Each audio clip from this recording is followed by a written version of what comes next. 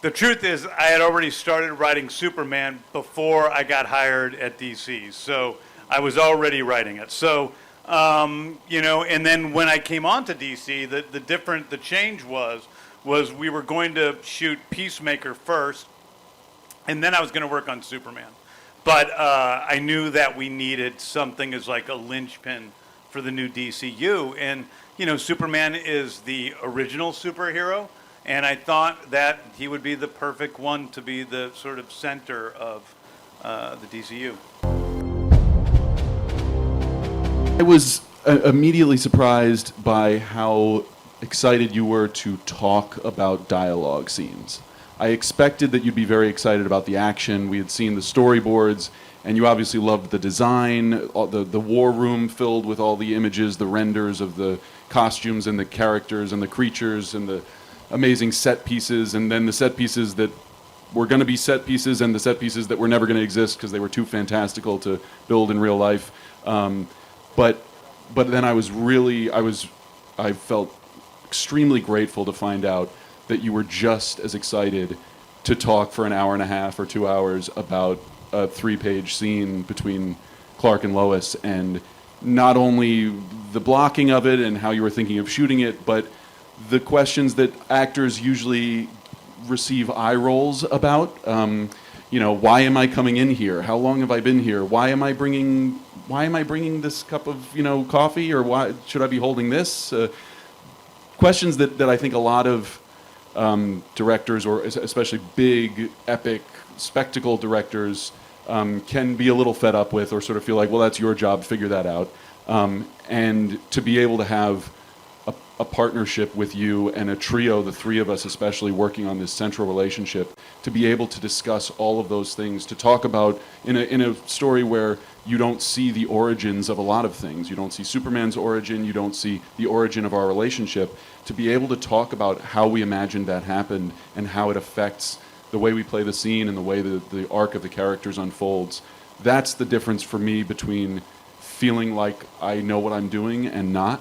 And so it meant that in this amazing, huge, action-packed, epic, adrenaline-fueled thrill ride, I still felt like I knew where the heart of it was, and I knew what I was saying, and I knew why I was saying it. It made it the best experience I've ever had on a set.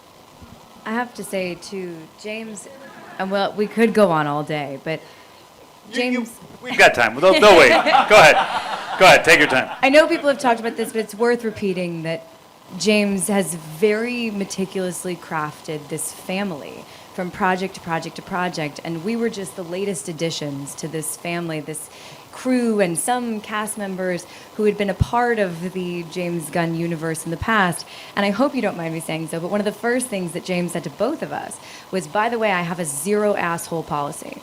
Like, you guys need to be good leaders and good people, and those are the only people that we work with, and did pretty meticulous deep dives on both of us, and I'm sure everybody else, to make sure that we would fit the spirit of this family.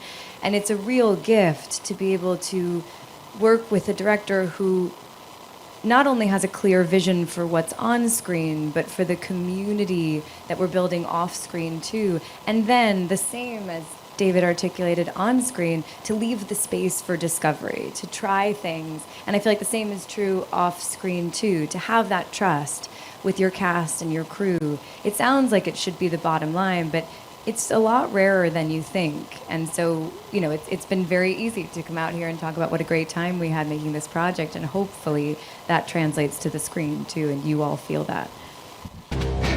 That's funny. My actions? I stopped a war. How did you balance the need to honor Superman's legacy with introducing a fresh and contemporary vision of the character? I don't think of myself as a writer exactly. I feel like I'm a journalist of my imagination. So I'm just watching what's happening in front of me and writing it down. And if I'm amused, if I'm moved, if I'm crying, if I'm laughing, then I feel like it usually works for an audience as well. And, it took me a long time of playing around with different ideas until I got into the groove of what I thought this Superman could be. I think for Superman, he would be very happy to live his normal life as Superman. I think he has a very full life as Superman. He has a relationship with Lois and these other metahumans in in this world that James has created as Superman. His reason for taking on the persona of the Daily Planet Clark Kent, I think is more about his love for humanity and his desire to explore and experience really what it's like to be a person. Much has been said about Krypto, a character that comes from the craziest era of comics, the Silver Age. How do you approach bringing characters that have never been brought to film? Sure, most people already know that Krypto's based on my dog, Ozu.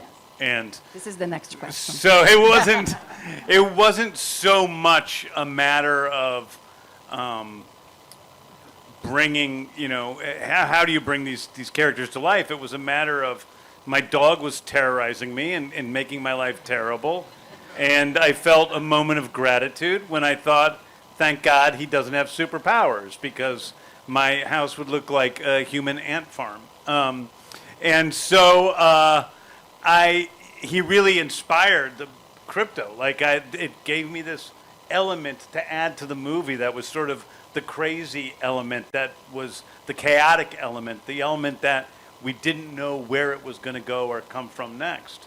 And I love writing stories, but I also like stories that don't just adhere to exactly what we're used to in the regular 3-act structure.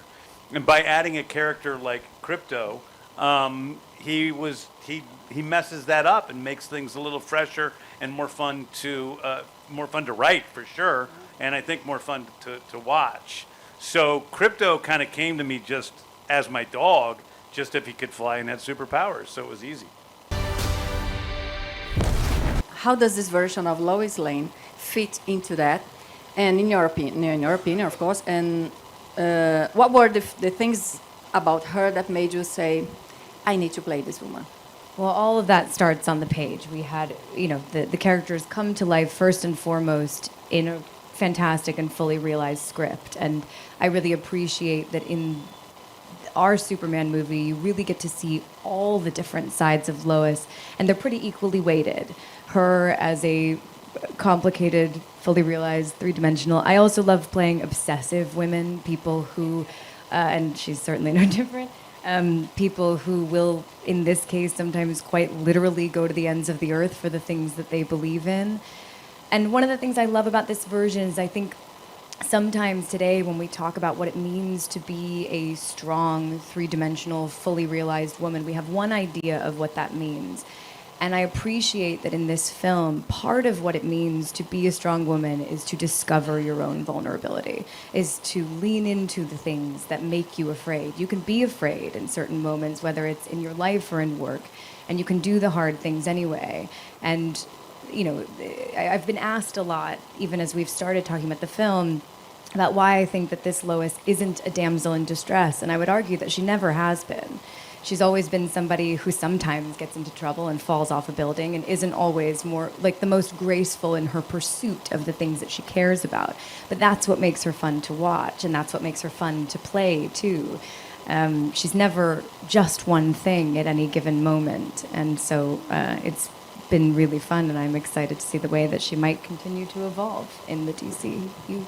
I mean, it is amazing when you read those early comics that, yeah, there were certain, of the tropes of the times of Lois being a damsel in distress, Superman's girlfriend, and Superman saving her. But at the same time, she did have a personality that was different.